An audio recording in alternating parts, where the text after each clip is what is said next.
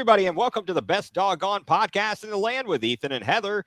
We are part of the Fanatical Elves Network, a subsidiary of Fans First Sports Network. Heather, how are you this evening? I am. It's an exciting show that we have, so I am really good today. This is going to be a nice end to a stressful day. Okay, that's what I'm here for. Yes. I'm also going to try and provide some comic relief. We can talk sports. And when you talk Cleveland sports, it's always a joke. And so we'll get to that a little bit later. So do stay tuned for that, because we've got a doozy of a section. If you thought that the Browns draft history was bad when it comes to wide receivers since 1999, you're not going to believe this. So we've got a good segment coming up here. Heather, we're about a week away from the NFL draft. That's a week from tomorrow. It is. I know. It's here. The NFL draft is here. It feels like we've been talking about it for 6 months. Yeah, we've got that going on. The NBA playoffs, the play-in tournament, the play-in games are going on. So we had 2 games last night, 2 games tonight. And then the first rounds officially start on Saturday. The Cavs, we do not have our opponent yet. That will be determined on Friday night. It will be Atlanta versus the winner of the Chicago Miami game, which is going on tonight. So there is all kinds of stuff going on. And in the NCAA football, there's a lot going on. Yeah. There is the portal is open. It's spring training. Close, Heather. Close enough. Yeah, spring games and spring practices, and the portal is opening up. So I think we're going to start to see a little nuttiness going on, and we're already starting to see it. Yeah, and the biggest nut case that we are starting, the first nutty case we're seeing is the issue of name, image, and likeness. Players getting paid now, and the quarterback for the Tennessee Volunteers. Well, no longer the quarterback. Right. Very true. He is the former Nico Iamaleava. And remember, I'm feeling pretty good that I still remember how to pronounce the name after we talked about it in the fall or in the winter as we were approaching the college football playoff and said, what's Tennessee going to do? And they went into Ohio State with their shirts off, and then they proceeded to get that. So it's interesting you say that. I actually saw more clips of that because I was looking up, I was reading about Nico, and that they went to the other end zone. They put their shirts back on. Those dummies were like, they puffed their chest up and they're like, no, it's too cold. So that is crazy. They lasted crazy. All of like 5 minutes before they walked to their end zone where they were practicing, and they put their clothes back on. My God, that's amazing. I didn't even look that far into it or realize it. Yep. Because I was like, this is stupid anyway. So stupid. It was.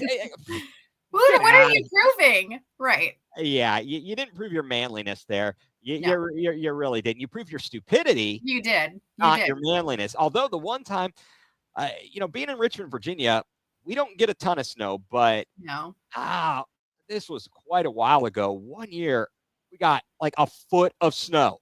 Mm-hmm. So I go out and I'm catastrophic. It really was. I'm bundled up and I'm shoveling the driveway. Glad I didn't have a heart attack. But I see Tony in the cul-de-sac over in his driveway doing it shirtless. He's shoveling the driveway shirtless. I know. Why? What does that prove? It just proves you're cold. That's all it proves. Maybe you had some liquid courage, dude. Yeah, well, I can attest to that. I get liquid courage at all the Cavs games I've been going to. I've had a lot of liquid courage.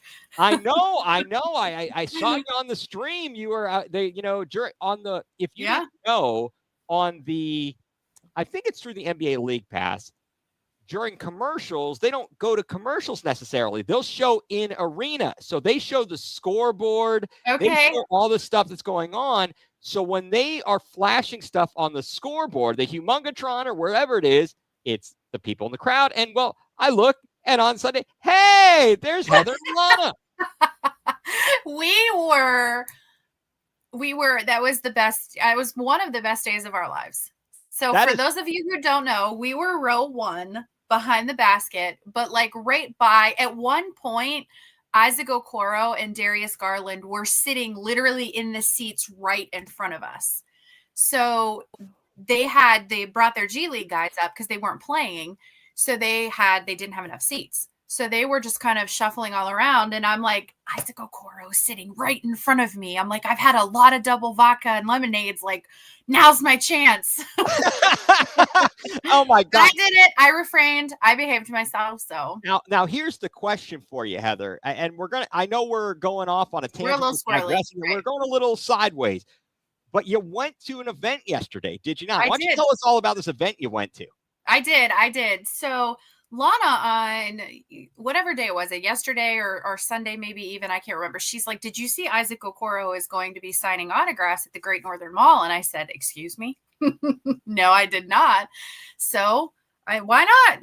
Another adventure for us. So we got to go and we met, I met Isaac Okoro.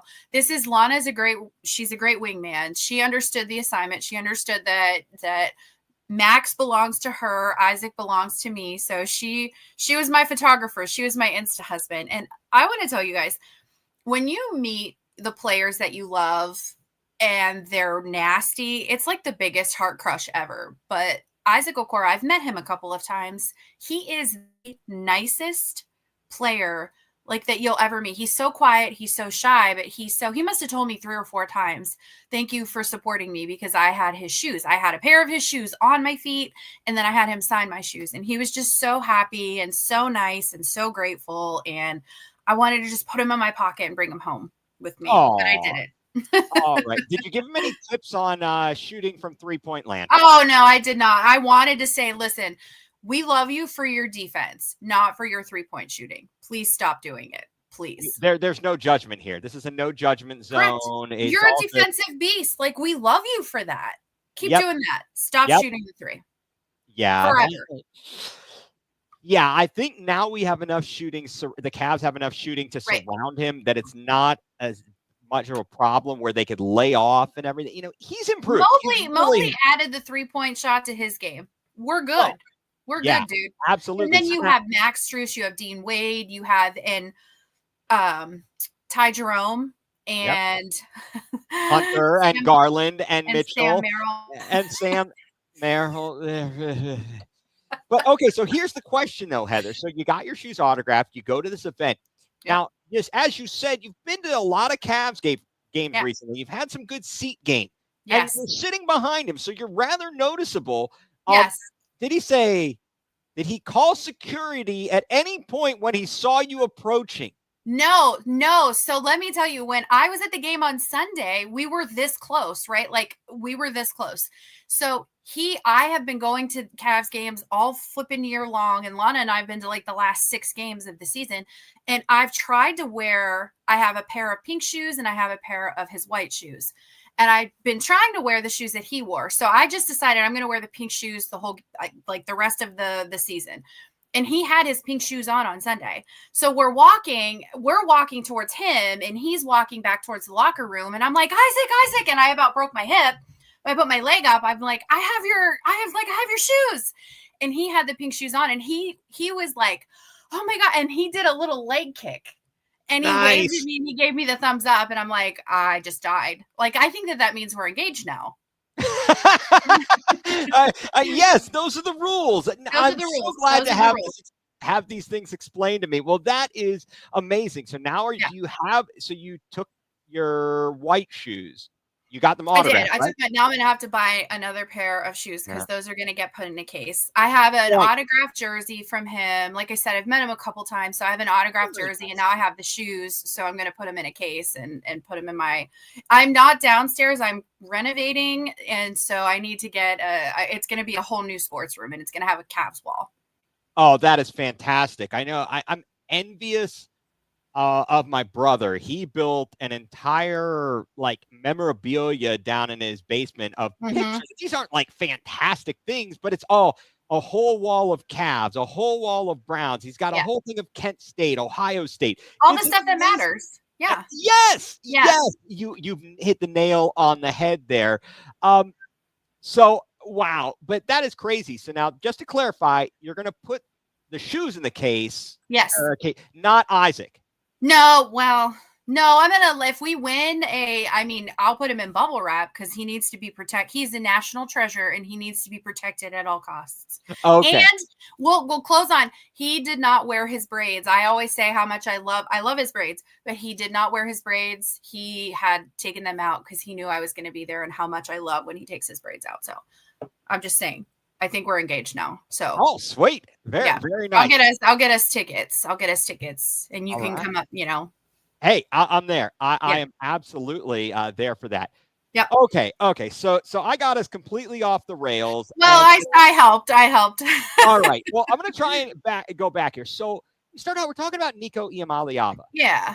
And the whole idea of the name, image, and likeness in college and college football, athletes being paid, whereas years ago, all you got was your scholarship. You got fed a little bit because that there wasn't enough on that meal plan to feed those big boys. No. And you got your scholarship and that was it. And now you are actually getting, some of these kids are getting more than NFL players. Women, like women basketball players are making more in NIL than they will in the WNBA. They are. So there's no incentive to leave. That? Well, so now there's no incentive to leave early. And I think that I think, and we'll get into this when we get more into the college football season, but I think we're going to start seeing more talent in the NFL because these kids don't have to leave. There's not really a ton of incentive unless you're going to go in the first round. There's not a ton of incentive to leave. They're going to get paid in college. Right. And the only issue will be potential for injuries. I agree. That's the biggest issue. So this name, image, and likeness thing is great for college players. And the issue, and there's so many, the minutia, the craziness of the rules, the fact that state laws are there, there's state laws, there's laws of the schools that dictate all of this. The state laws are primarily focused on preventing NIL deals from being used as recruitment tools. I don't know how. I don't either. And I think that so what kicked this off was he wanted Iamaleava. He wanted, how much did he want? $4 million? Was it $4 million? Yeah. And he went to Tennessee and he said, I want $4 million or I'm gonna shop. But Dan Lanning, I don't know the entire story. Are you familiar? I don't know the entire story. I know that Dan Lanning either caught a whiff of it or someone went to him and said, hey, Nico is interested in transferring. I'm not sure how he caught a whiff of it, but he's the one that blew the whistle. And he's the one that said, he's shopping for other teams. And that's when Tennessee said, hit the bricks. We're not paying you. So enter the portal. Yeah. He's trying to do he's not showing up to practice. He's doing an NFL holdout. And it's crazy. It's absolutely crazy. You haven't done squat, buddy. Right. You haven't done squat to earn. But lose in your big games. Yeah. You lost in your big game and you've got a long way to go. And if you want to make more money, go to the next level, in my opinion, he overplayed his hand. So in 2022, as a high school junior, not a senior, a junior, he agreed to a 4-year deal worth approximately $8 million with Tennessee's NIL collective Spire Sports Group included. And think about this as a junior in high school. Right. And upfront payment. $50,000 up front. Right. As a 16, 17-year-old kid, he now has $350,000. It takes me 5 years to make $350,000. Right. And that's before taxes. Yeah. Are you kidding me? Yeah.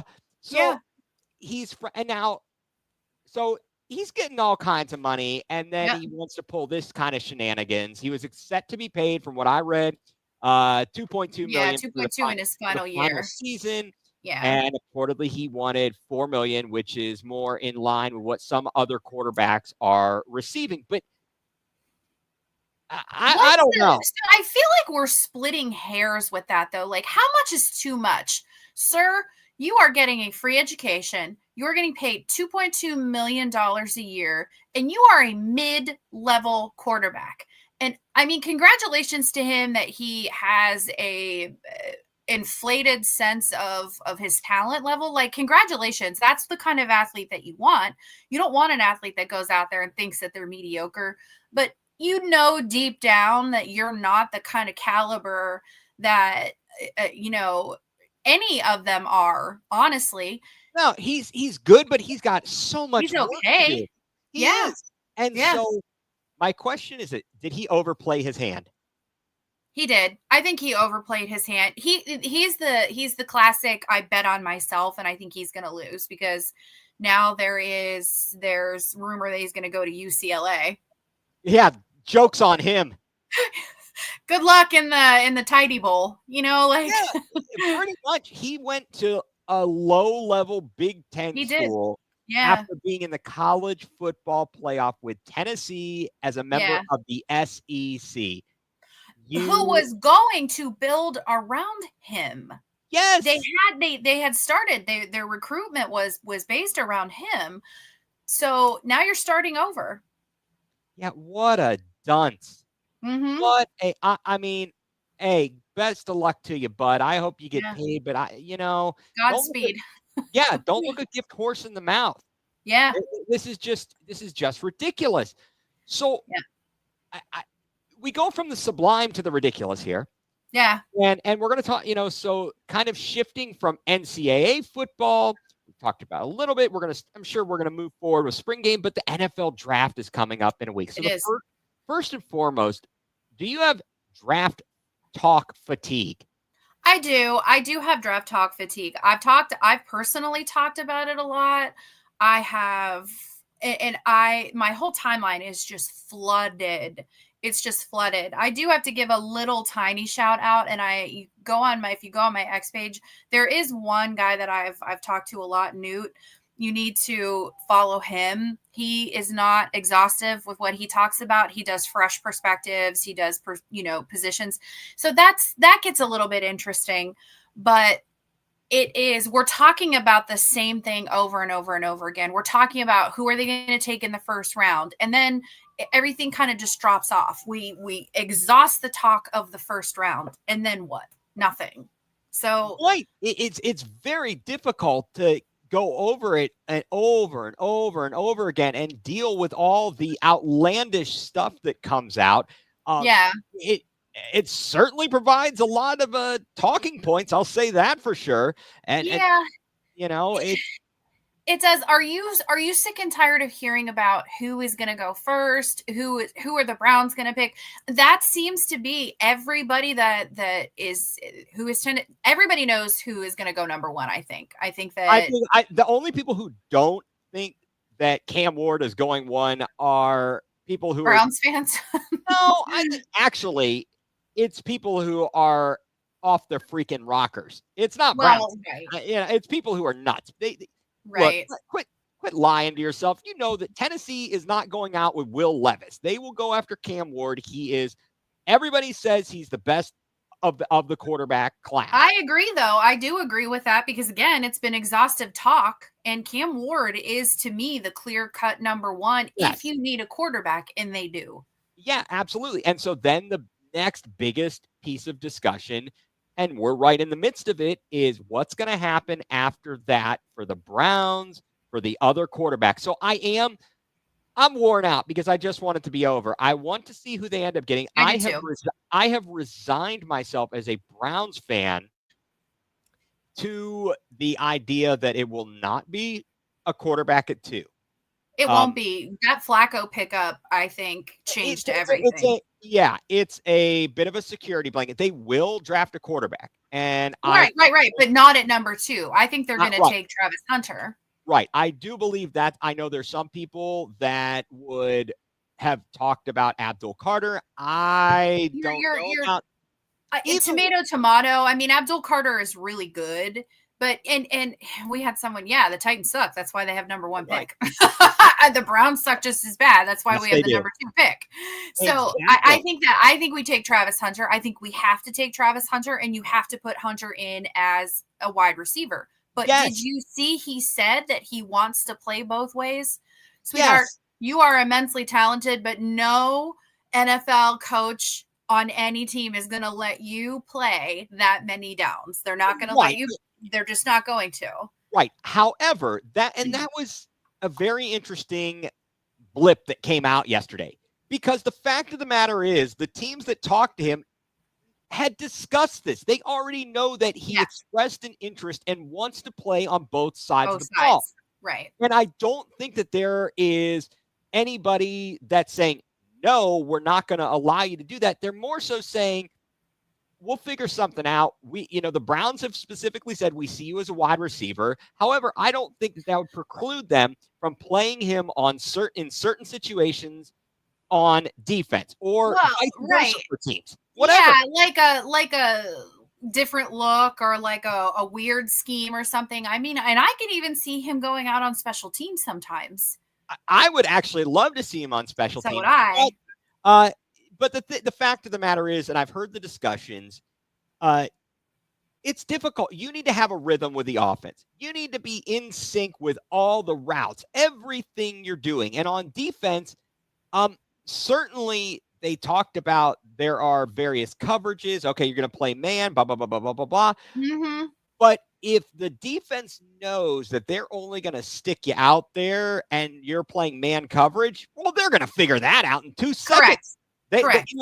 They aren't going to need somebody on the sideline sending in a special signal like they do at Michigan to tell them that. They'll just see it and they'll say, oh, hey, look, Hunter's out there. They're going, man, let's fix that. And they will. Right. And they will.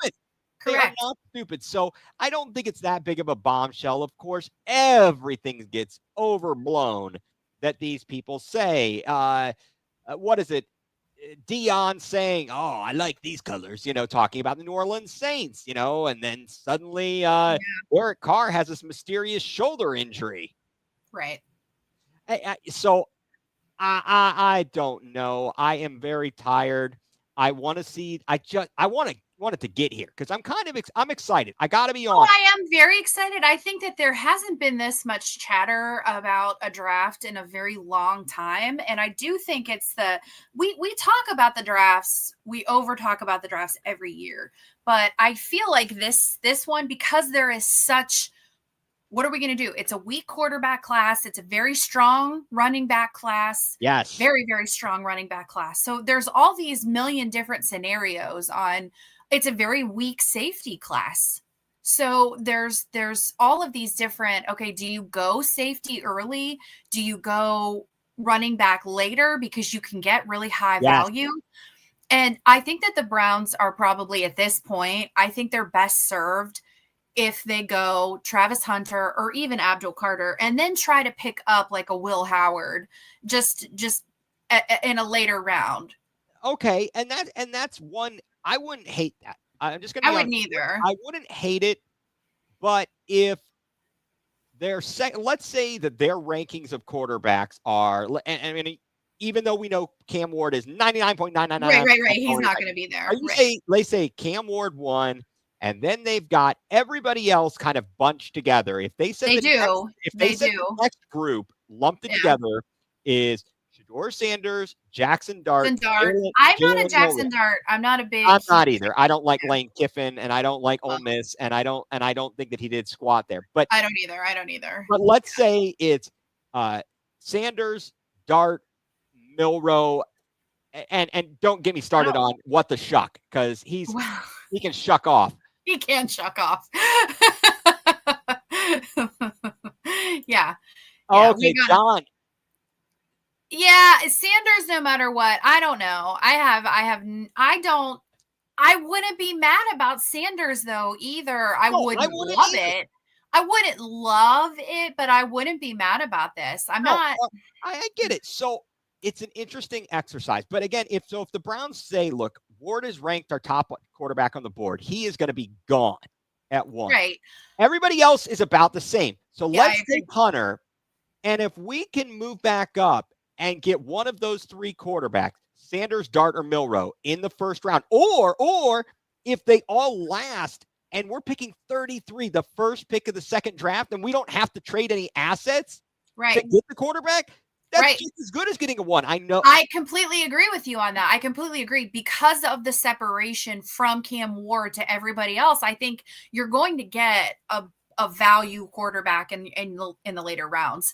And we have a sneak good safety that no one is talking about is Xavier Watts. And I actually do see a lot of people talking about Xavier Watts. I know who that guy is. I mean, we know who, and that's going to be a tough. That's going to be a tough hole to fill for Notre Dame next year. I mean, they had some decent backups because Xavier did get hurt a little bit, but I like Xavier Watts. It's just a weak safety class this year, so I do think that Xavier goes relatively early. I mean, he's not going to go in the first round, and I don't even think he's going to go early in the second round. Top safety off the board. Agree. And I agree. Who are you going to get at that point? And so you've kind of got to just deal with these things. But so if the Browns go Hunter at 2, and they can either get back in for cheap to get, if they feel like, hey, we want to get one of these 3 quarterbacks.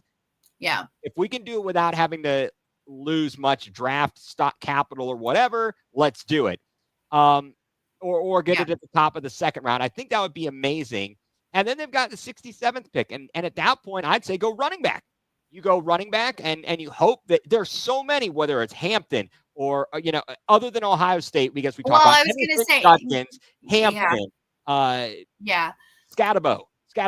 Yeah, Cam Scatterbo. And no, I actually don't love Jalen Milroe. But I'm not as far down on him as a lot of people are. I think it was more of a culture clash for him when DeBoer, when he came in. He's a real DeBoer? What? That was DeBoer.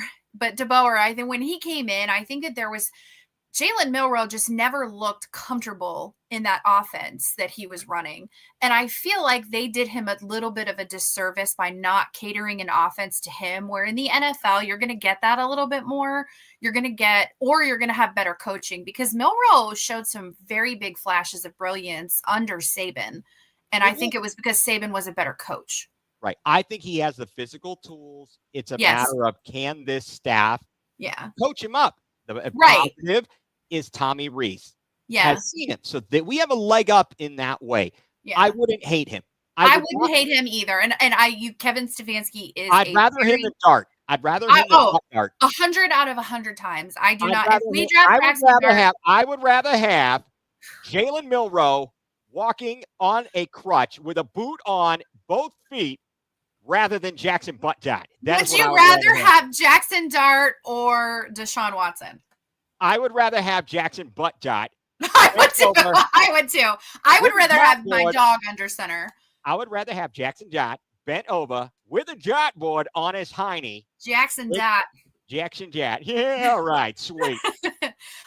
Okay, so running back. So we were just I think that the running back class is loaded this year. I think it is absolutely I'm not entirely certain you want to go running back early.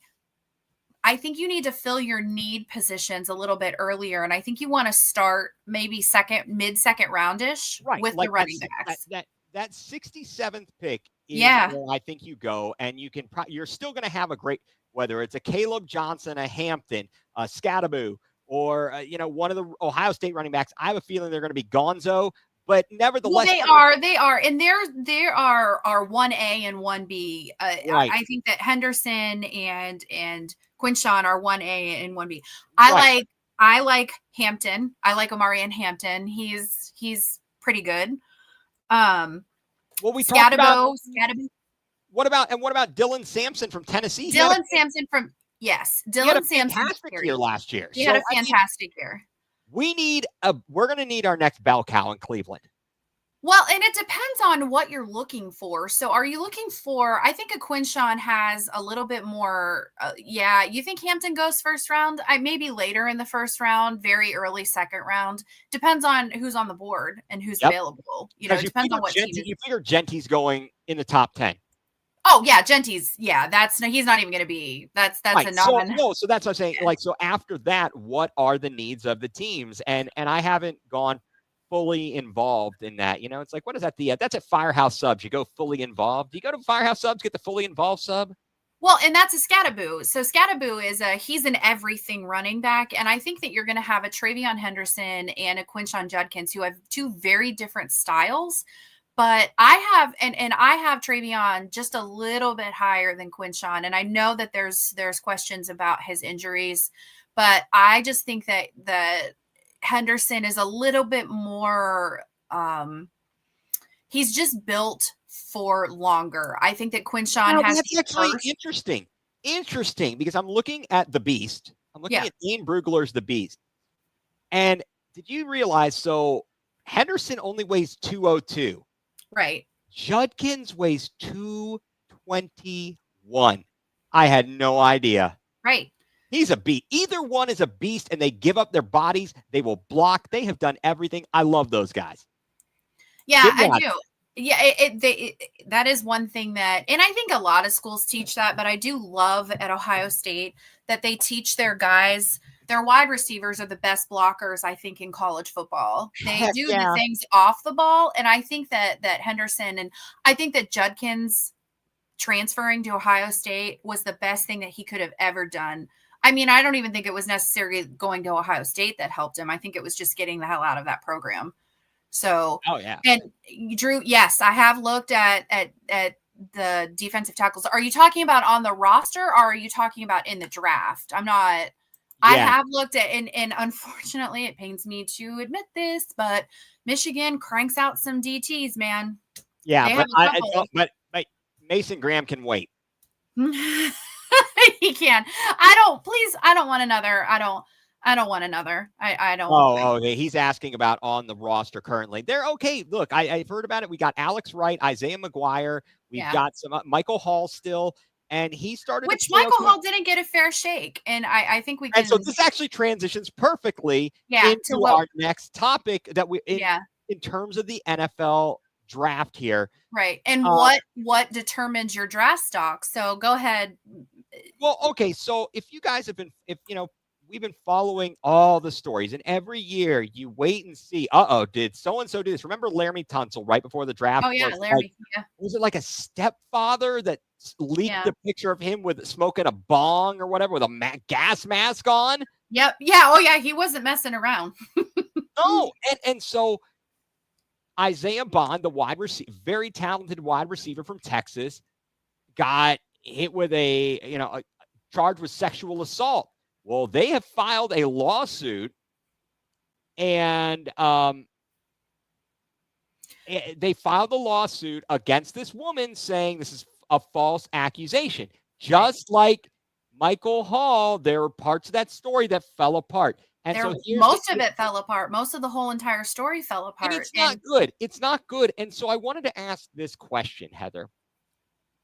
Is it that these kids just are being kids, or is it that they are athletes and famous people think that somehow they've been in a position where they kind of get their way, so they don't think about the consequences, and what they believe is consensual can turn into a massive issue because there are people with bad intentions out there? So I want to be very careful how I say this because I do not want my inbox to be flooded and accusing me of not being a girl's girl or not being but I believe that you need to be very careful on automatically believing an accuser, because we've seen a lot of cases where, and Michael Hall was actually a very good example of this, because that story unraveled. It fell apart, and there were never any charges that were brought against him. And he still missed 6 games or something. He did. He still had to miss 6 games. I think it's very easy to accuse somebody of something and it automatically ruins their life. The fact that he is suing her, that speaks volumes to me, because now he's got to go to court and he has to have the burden of proof. Yeah, so exactly. I think that speaks volume to me. And I'm not saying that this does not happen and that it has not happened. I am saying that we have to be very careful of automatically believing that these kids are monsters and that they are doing these things. Yeah, it's so easy in this day of social media for stories to leak and to jump the gun and automatically believe the things that are being initially the accusations, as opposed to letting things play out. The court of public opinion is ready to jump on people all the time. And it's really sad because you do that so often that you don't believe people when it's real. When it's real. There's a very serious story. It was an Ohio State player, Garyon Conley. And I do not know if anybody, so for those of you who don't know, Garyon Conley was drafted in the first round, first or second round. I mean, we're talking a lot of money that he was, and a woman came out and accused him of pretty horrific abuse, and everybody believed her. Everybody believed her. He was thrown out of the NFL. He was burned at the stake. Like, it was bad. It was really, really bad. Well, come to find out, she absolutely fabricated every single solitary accusation about it. It took him, I think, like 6 or 7 years, but he actually sued her in court for $1. He sued her for $1 so he could clear his name, but he ruined his whole entire career. So I think that there's an element of it that you were saying, Ethan, that these kids are so used to being worshipped and everything is handed to them. But then there's also the dangerous element of, we can accuse him and maybe we can sue to get a little bit of money. Yes. And no, absolutely. And so I guess that's the question, though. Is it them being kids and doing stupid things? Like, I want to tell my kids, I mean, my kids are not athletes. They're not going to be the big man on campus, but I want to tell them, look, you've got to understand, if you put yourself into certain situations, you got to be careful. You don't know what somebody else could say, and then it's your word against their word, and it's a whole big deal. So you have to be careful of these things, and I just feel like kids generally miss that, but I guess that's just part of growing up, I suppose. It is. Yeah. And Drew, I probably watched the same podcast that you did about that, because it was very sad. It was very, very sad. And I'm really happy that he's got a happy life and he's picking up the pieces. But do you think that that's going to hurt Isaiah's draft stock? Do you think that? I think it will. It's going. I think they're going to hesitate, right? Because of. And I think Deshaun Watson is a really good example of why they're going to hesitate, because look at what he is, a horrific human being. He is. I don't even know if any of those accusations are true, but I know he's a trash human being. So I think that that's going to give teams pause. You know, we don't want that same. Yep. That's the same one. Yeah. Well, I think it's going to hurt, because teams are going to wonder, will there be a suspension a suspension under the personal conduct policy. Right. And so if they draft him, they're going to be missing him for X amount of games. Right. Whether it's true or not, it depends. They're going to look at what happened to the punter that was drafted by the Bills. The Bills, the Buffalo Bills punter. Matt Ariza? Yes. And then it all comes out that whatever. She's like, LOLs, I made it up. Yeah, and I mean, he got cut by the Bills. I mean, immediately. Yeah, I mean, he's landed himself. I think he was with Kansas City last year, if I recall correctly. But he was. It's crazy. Now, there's other cases like where there's no disputing it. Did Kareem Hunt kick that woman? Yes. Yes, he did. And did Ray Rice? Yeah. Well, there's no debate. There's no question about it. Right. But it wasn't until like then, and that's when the NFL really started getting interested in the Ray Rice thing. The Ray Rice. Well, because they didn't do anything about it until the video came out. Yeah. And then all of a sudden they're like, oh, horrified. How could he ever do this? Man, you knew he did this. Exactly. And you just weren't going to do nothing until they said, oh, there's video. Yeah. What about Adrian Peterson telling a story about telling his kid whacking his kids with a switch? Yeah. There's all this controversial. There's all this, but it's almost like, oh my gosh, these kids are losing their chance before they even get into the NFL. Yeah, So, it is absolutely crazy. So we've got a week to go. We've got a lot to chew on here. But yep. you know what? Let's chew on a quick time out here. Let us everybody have a break and a word from our sponsors. You're tuned into the best Dawg Gone podcast in the land, a part of the Fanatical Elves Network, a subsidiary of Fans First Sports Network.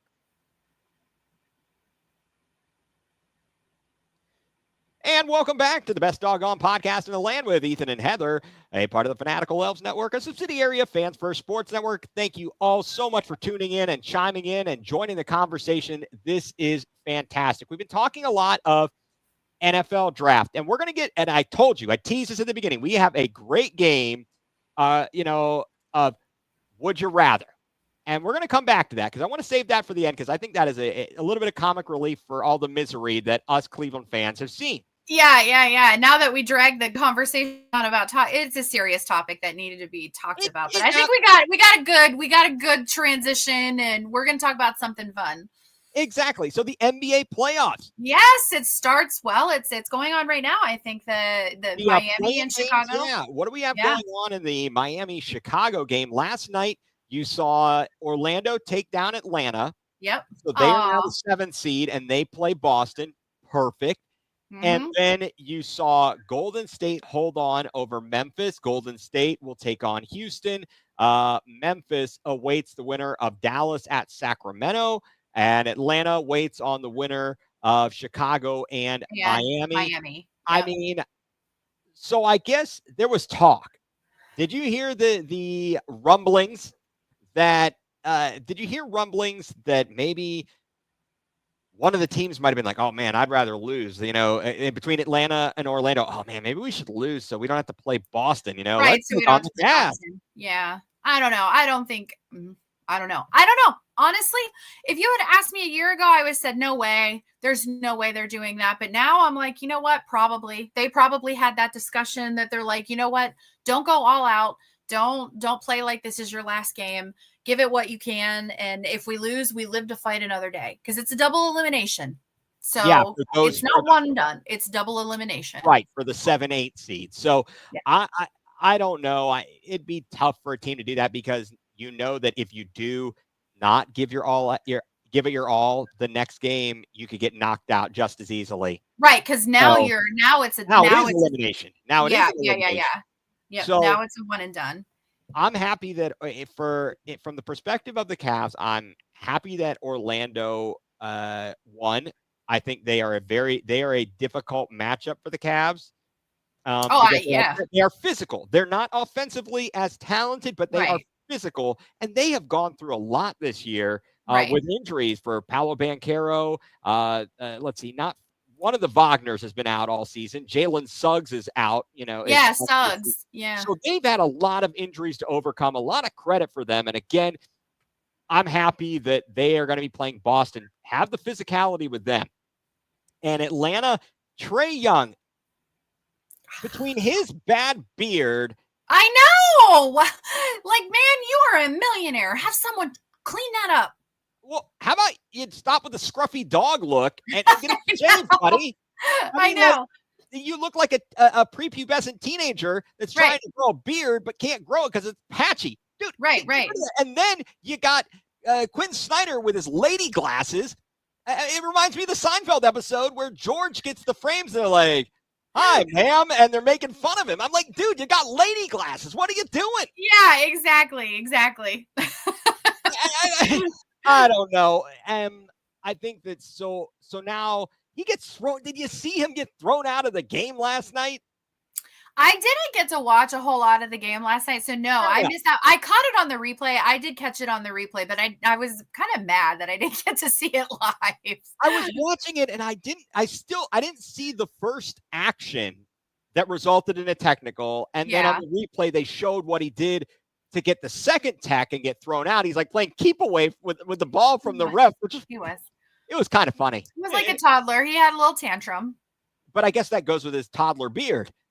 I mean, it's right. It fit the look. It fit the whole look. It's something. I'll tell you what. I don't know. Atlanta, I think Atlanta. I think Chicago. I think Chicago loses today, and I think that Chicago will lose. I think Atlanta beats Chicago. Wait. So you're saying Chicago? Who do you think is going to win today, Miami or Chicago? Oh, I think Miami. Yeah, sorry. I think Miami. Yeah, I don't think Chicago is going to win any of their games. I think that they are. It doesn't matter who they play. Chicago's done. Right. So this is a single elimination. So yeah, I think Miami is going to win handily. It appears they're in pretty good control after one quarter, even though Chicago has home court. It's that stupid Heat culture. I don't understand, though. I genuinely do not understand what that magic is that Spoelstra has in the postseason. I don't understand what it is, because he has to be one of the most underappreciated, under-talked about coaches in the entire NBA. And I think he lost a lot of the credibility when LeBron came on, but he coached that team. Like, he's coaching way worse teams into the playoffs, and he's very, very good. He is a very good coach, and they're doing a lot. Their roster is not wonderful. I believe they've got injuries as well. Plus, you had the whole Jimmy Butler thing.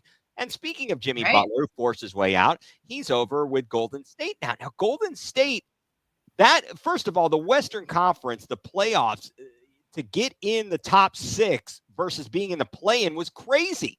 All of it bunched up there. So Golden State. It was so bunched up. Like the Eastern Conference was decided a solid week before.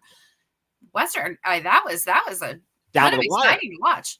It really was. It was down to the wire. And so Golden State ends up defeating Memphis last night. Memphis is a disaster. They fired their coach a couple weeks ago. They fired everybody. and that's kind of crazy. You know what? I think I know the problem there. First of all, they're trying to throw grenades into the crowd. That's just Ja Morant. Then they've got Lurch from Adams family. Oh, sorry, that's Zach Edey playing. Zach Edey, though, he's okay. He sucks. Okay, he sucks. He played in the Big Ten against nobody. He can't move laterally very quickly. He's big and larpy. He's a throwback to the 1980s. Why don't I get Paul Mokeski? He's Dr. Frankenstein's monster. Right. Why don't I get Paul Mokeski and Jay Gittinger to play against him? No Zach Edey slander allowed. Oh, I don't know. No, I wasn't talking about Zach. I was talking about Lurch from the Adams family. We were not talking about Edey. We were talking about Lurch. Oh, he had AKA Zach. 17. So his left shoe is a 14. His right shoe is a 17. He's a size, 14 and 17. He uses the 14 on one eyebrow and the 17 on the other eyebrow. Sorry, I got no love for Zach Edey. I have a little bit of love for him. I have a little bit more love for him than Ethan has. Yeah, I don't think he's that bad. You're a liar. You're lying, you guys. You love him. Yeah, I don't know, but Memphis is an absolute disaster over there. Yeah, Memphis is bad. Memphis is bad. But they're playing the winner of Dallas and Sacramento. Sacramento, they fired Mike Brown. He had just signed a new contract. After 30 Get out of here. And then Dallas, well, you're wanting to fire the GM because you traded away the best player. Arguably in the NBA. Yeah, he's one of the best in the NBA to get. And then you put him on a stinking contention. Like, of all the teams to dump him off to, you give him to the Lakers. I almost swore. I almost got us thrown off the line. Exactly. But you trade him for an oft-injured Anthony Davis. Street clothes. You know that's what street clothes. It's not the brow. It's street clothes. No, it's street clothes because that's all he ever wears. Yeah, exactly. So, and then he does come back from that injury, and then he can't get out of his own head. So, and we're supposed to worship him. He has a normal game. I think he had like 20-some points. When he finally came back. No. Yeah. You are Anthony Davis. You are supposed to be one of the premier players in the entire league, and you are always in your street clothes on the bench or at home. Right. I mean, if it weren't for LeBron, his career would be otherwise not memorable at all. Well, look at Kyrie Irving. Yeah. I mean, and that's another injury. He didn't do anything when he left. He really hasn't. I mean, honestly, like if you really look at it, what he could have been, he really didn't do anything after he left Cleveland. No, he forced his way out and screwed things up. And that's he forced his way out at Boston. Like he has really he's had a rough go with his teams. He's not had a great reputation. No, he hasn't. Although I heard some clip from a podcast where he talked very nicely. He was talking about Donovan Mitchell and some moves he made. So I was like, oh, okay. How could you ever say anything bad about Donovan Mitchell? I don't seriously. I mean, just even as a human being, he is just a really good person. And he sports a jean jacket. He does. He does. I did tell Isaac yesterday that I liked his shoes better than Donovan's, and Isaac did say, "Yeah, I do too." What if I would have said, nah, mine's I said your shoes are way more comfortable than Donovan's, and I have a couple of pair, and he's like, "Oh no," he's like, "Yeah, I agree." Okay, so speaking of uncomfortable shoes, you and I had this discussion off air, but April 26th, they are releasing the retro Jordan 11 lows, the bread. Jordan 11 low bread. Yeah. $190. Yeah. I would pay $190 for a sick pair of Jordans. Okay. I would. I mean, those ones. Yeah, I would. Yeah, I might. I might. I'm not as good at parlays as you are, though. I still have all that money in my account. I didn't even tell anybody. The very next day, I won $348 more. I didn't even put that on there because I want to be like a dick about it. But so I've got about $1,600 in my account. So. Well, Mr. Spicoli, I can get all kinds of shoes. You dick. And I hate you, you jerk. Well, all right. So we've got a lot of great stuff coming up next week. Yeah, we've got the first round is happening over the weekend. Cavs open up on Sunday. All right, I'm just maybe it's just me being ready to be angry. No, I'm sour grapes. If you're gonna say, I'm sour grapes about this. If you're gonna say, game 2, the Cavs are sandwiched on NBA TV. Yeah, for game 2, the number 1 seed in the Eastern Conference. And it's just because, you know what? Fine. Keep disrespecting them. I know they're a smaller market, but keep disrespecting them. Right. They're a small market with some of the biggest not talked about stars. Oh. And I'm not even talking about Donovan Mitchell. I'm talking about Evan Mobley. Oh, absolutely. 100%. And the good news is if I understand it correctly, first round, it will be available on FanDuel Sports. So you can still listen to... Which I will watch. It will. Oh. They always do the first round on the local stations, which I will watch because then I can watch with the sound on because I love our guys. Every other game, I have to watch with the sound off. Yeah, definitely. No, so we'll see how it goes. We shall see, but definitely looking forward to that. Thursday night is going to be a bit of a party, a real poop show or a celebration. One way or the other. It will be a journey. Oh, I see what you did there. I see. All right. Yeah, like Mike said, the same thing with the Bucks and Pacers. I don't know. The Bucks and the Pacers could arguably, that could be the best series of the Eastern Conference, I think, in the first round. That has the potential to be the best series, followed very closely by the Detroit-New York series. I'm going to be interested to see what JB does against Tibbs. Well, right. I mean, that's going to be a disaster of a series. Just beat each other up, and it might be like an old 90s Mike Fratello team where you're 90 points wins. Right. I agree. Get the czar of the telestrator out there. Oh boy. Yeah. Okay. Right. Are we getting to our? Yes, I have been teasing this all day. I'm ready. So I was talking about as I talked to you and explained to you off the air. I was talking to my buddy, and we were talking about how bad the Browns have drafted wide receivers. They're so bad. They're comically bad. They are. And you guys wonder why why I love double vodka and lemonades. It's because I'm a Cleveland fan. Okay. Exactly. So we're going to play a game called Would You Rather, Browns wide receiver style. And to get us in the mood here, we're going to find out about all the things that Peter Griffin would rather take at his restaurant, Big Pete's House of Munch, rather than a Discover card. Let's hit it. Yep. And as long as it works, we'll be in excellent shape. We'll be in excellent shape. Good evening. Welcome to Big Pete's House of Munch. May I help you? Yes. Do you accept the Discover card? Ha! Hey, Lois, Diamond Jim Brady over here just asked if we accept the Discover card. The Discover card. Exclusive club called anybody. Yeah. No. I don't think so. No. I would rather take 2 live chickens than your fly-by-night credit card. I would rather take a jar of pennies that's value was less than that of your bill. Look, you don't have to insult me. No. You are going No. and listen to the funny things I would take instead of your credit card. Okay. So with Okay. that in mind, you are going to listen to all the things that we would rather take. And Instead of the wide receivers. Exactly. All right. So Josh Gordon was an immense talent for the Cleveland Browns. Unfortunately, He had a low love for smoking. little cig of weed. Yeah, a little Weed. cig of weed. and it got him in trouble initially at Baylor. Yeah. And Samesies, Josh. ultimately he ends up in the supplemental draft and the Browns get him.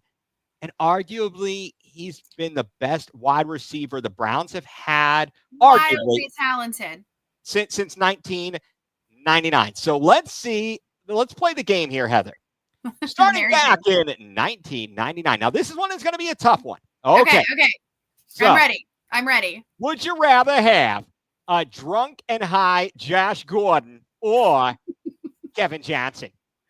I'm going Josh Gordon on that one. All right. That was pretty That close. one was easy. That one was easy. I don't know. Kevin Johnson, I got sentimental heart for him because he did catch the game-winning touchdown against the Saints. Okay. So he was okay. But would you rather have a drunken high Josh Gordon or get this, Darren Cheverini? This one's so easy. I'm going with my boy Joshy. All right. Here's 2000. This guy, he lost us the game in Pittsburgh. Yes. Would you rather have a drunk and high Josh Gordon or Dennis Northcutt? I'd rather have me. That one's easy. Okay. I mean, and some of these guys, you don't even, you're like, what? I mean, Dennis Northcutt was a second rounder in the 3rd round of the same draft. Would you rather have a drunken high Josh Gordon or Jawan Johnson out of Tulane? This one's a little bit tougher. I think I'm going to go Jawan on this one. Jawan Dawson? Yeah. I don't know who that guy is. Nope, but I'm going to go Jawan just to go against the grain because I can't keep picking Josh. I can't, because there are not a whole lot on this list that I would pick over him. And okay, so we'll go. All right, fair. All right, 2001. Hey, we're going back to the well again. 2nd round, drunken high Josh Gordon or Quincy Morgan, Kansas State. Josh Gordon. Right. Like, who are these people? Right. Drunken high Josh Gordon or 7th rounder Andre King. Definitely Josh Gordon on this one. Okay. 2002, 2nd round Virginia Tech, drunken high Josh Gordon or Andre Davis. I would take Andre Davis. Davis was pretty solid. He was solid. Okay. They didn't draft another receiver until 2005. Right. And drunken high Josh Gordon or Michigander Braylon Edwards. Oh, this hurts. I got to take Braylon. Right. He was solid. He did not have a lot of talent around him. Like, he didn't have a good quarterback throwing to him, and he did okay. In 2007 with Derek Anderson, he had an amazing season. Then the next year, it all fell apart. Of course, he gets his heel stepped on, and the whole deal.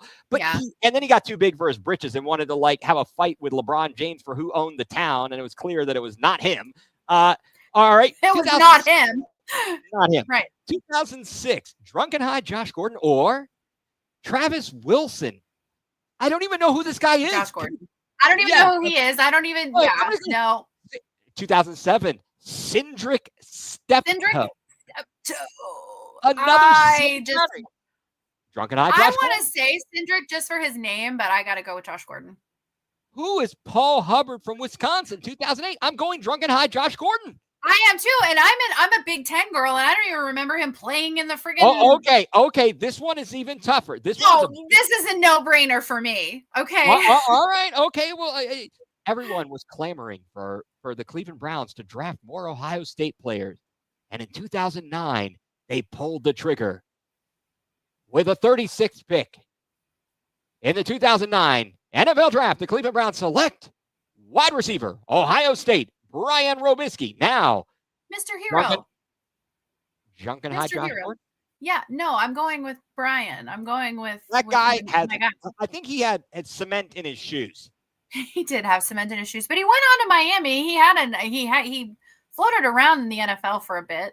He peddled. I think it was Mr. Hero sandwiches. So I just remember. I think Brian Hartline did too, or Hoyer did. Yeah. He did Mr. Hero as well. Where's Charlie Fry when you need him? All right. In the same draft, also in the second round, Muhammad Massaquoi or Drunken High Josh Gordon.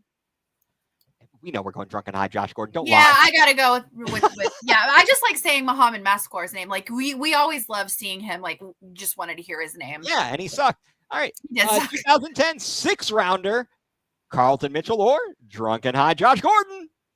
Who? Exactly. This is a good one. This one made me so sad. Okay. Is he a running back? Is he a wide receiver? 2nd round out of North Carolina, 2011. Greg dropped the ball little. I had such high hopes for him. But I got to go with Josh Gordon because he did. Little could not hang on to the ball to save his life. Right. Now, the next one, there's an argument here. I would actually not argue against this. 2012, the Rabbit, Travis Benjamin or Drunken High Josh Gordon. I would definitely go with Travis Benjamin because of his height. He was a big boy. He was a stick figure. Yeah, I like Benjamin. I just think he didn't get. Yeah, I don't think he got like great. He didn't get a big shot. He didn't get a great shake. But I just like him. So I'm gonna go with him. He was fine. He may have been like the last person to return a punt for a touchdown for the Browns, I think, at this juncture. 2015 out of Washington State, Vince Bailey. No. Okay. Guys, we're not even making this up. These are all of this is how terrible the Browns are at drafting wide receivers. Right. It gets worse. They draft 4.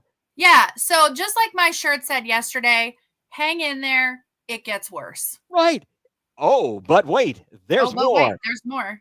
Okay. We trade down in the 1st round multiple times and get Corey Coleman out of Baylor. He was like highly touted and he sucked. And then he dropped the ball in Pittsburgh to cap off our 0 season. Yep. Yeah. So actually we should thank him for that because we got the parade out of it. You did. That was a very well organized parade. I enjoyed watching that. It was festive. Yeah. Ricardo wait. But wait, there's more. Ricardo Lewis, 4th round, Auburn, same draft. Drunken High Josh Gordon. Yeah. Jordan Payton, UCLA. Drunken High.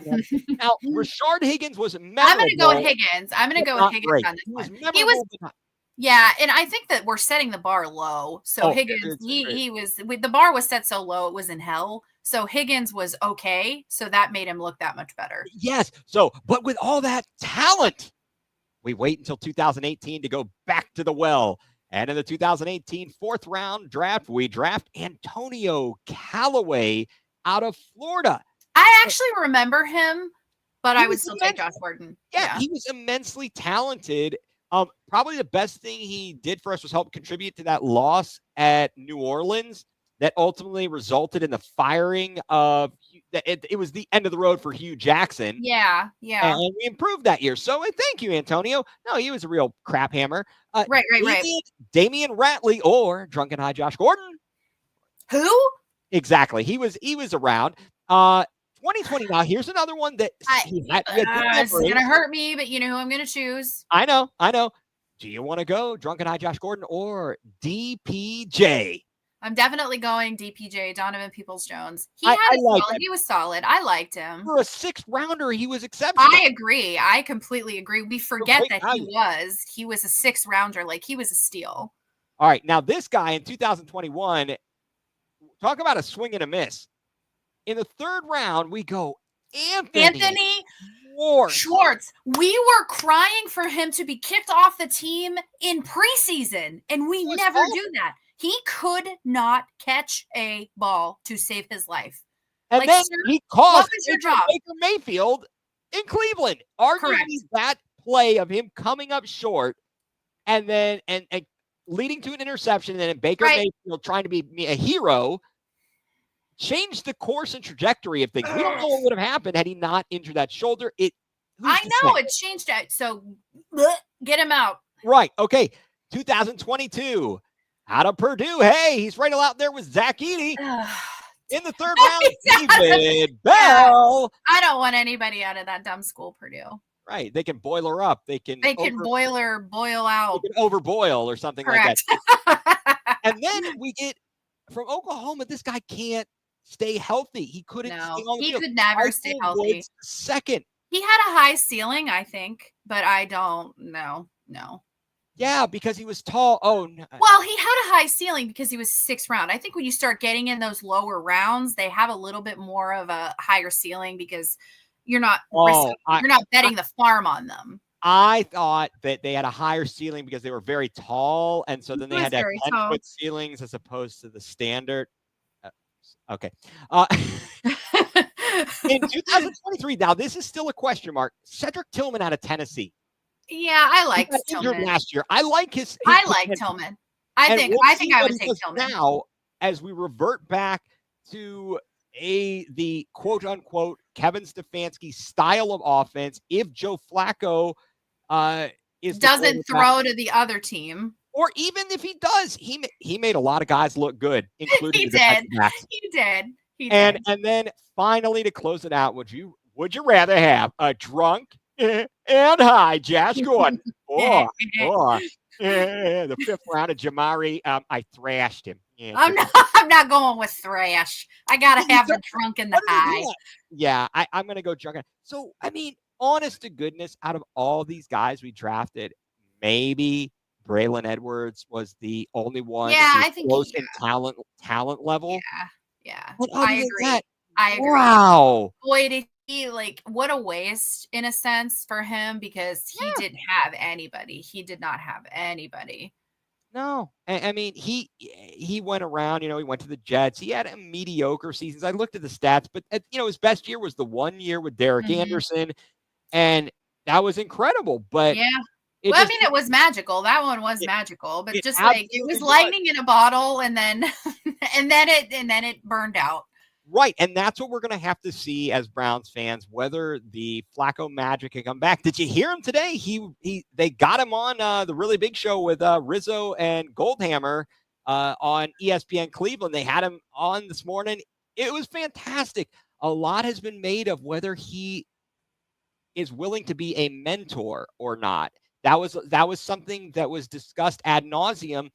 I'm of the opinion he feels like I want to lead by example. I don't want to hold your hand and be rah whatever. I'm going out to play, but follow my example, and you might learn something.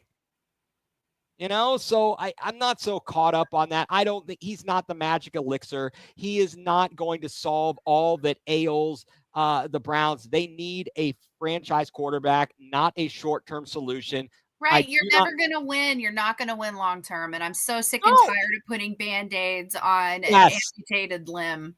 Exactly. And what are the Steelers doing? I mean, they're in just as bad, if not worse of a situation than the Browns. Yeah, they are. They don't have a 2nd round pick either. So they've got Mason Rudolph. Allegedly, there's discussion about Aaron Rodgers. Which I don't buy that. I actually don't buy that because somebody would have picked him up by now. Aaron Rodgers is a cancer. Yeah, well, and but maybe ayahuasca will cure him of that or something. I don't know. I don't know. Yeah. No, but I mean, it's one of those things where they're stuck, so they're always good, just good enough. They're above 500. Well, that's it. That's it. They always make the playoffs, but then they always have a very early exit in the playoffs. Well, so because they haven't had a quarterback since Ben Roethlisberger. Right. They're just good enough. And that is they're okay with that mediocrity right now. It is. They're choosing they're choosing consistency over greatness, I think, because they don't want to get rid of, and I'm not saying they should actually get rid of Tomlin because he's a phenomenal coach. He is. He's taking these trash players to the playoffs. It's just like you were talking about to an extent with Eric Spoelstra.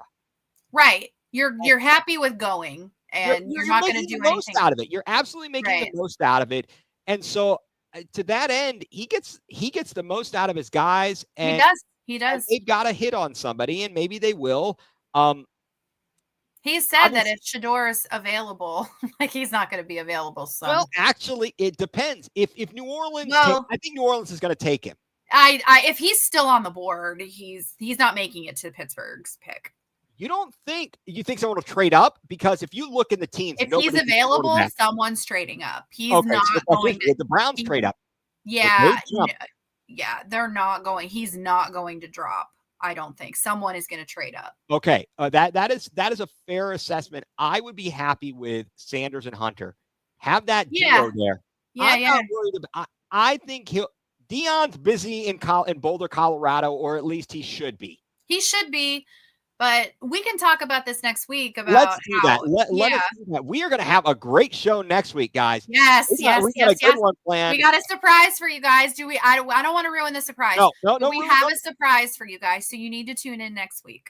Yes, absolutely. We will keep everybody posted. So, Heather, with that, let's let that all soak in, everybody. Yes. Let it all soak in. Are the Guardians doing anything now? They were down 4-1, and they're still down 4-1. Yeah, they're doing something. They're just not doing something. They're Gardos some of the time, as opposed to Gardos all the time. They're just Gardos some of the time, right? Gardos some of the time. It's still early though, and now it's 5-1. Oh, lovely. Oh, there it is. There it is. All right. Well, Heather, thank you so much. And again, everybody, you need to follow us. Follow on all of Heather's accounts at Love Buckeyes. You can get all the links to the best dog. Yeah, everything is on there. Yeah. You can follow on my personal account, egreen4325. Follow the Fanatical Elves. Like, subscribe to the YouTube channels. Be sure to tune in if you don't catch the shows live and you just want to be, if you're driving around, wherever you catch all your podcasts. On the treadmill, I like listening to my stuff on the treadmill. So if you guys are on because I hate the treadmill, so I might as well make it enjoyable. I think that's a very good way to do it. Catch it on Odyssey, catch it on Apple, wherever you get your favorite podcast. Check us out, like, subscribe, and tune in. Thank you all for being here, of course. So, Heather, with that, we shall say goodnight.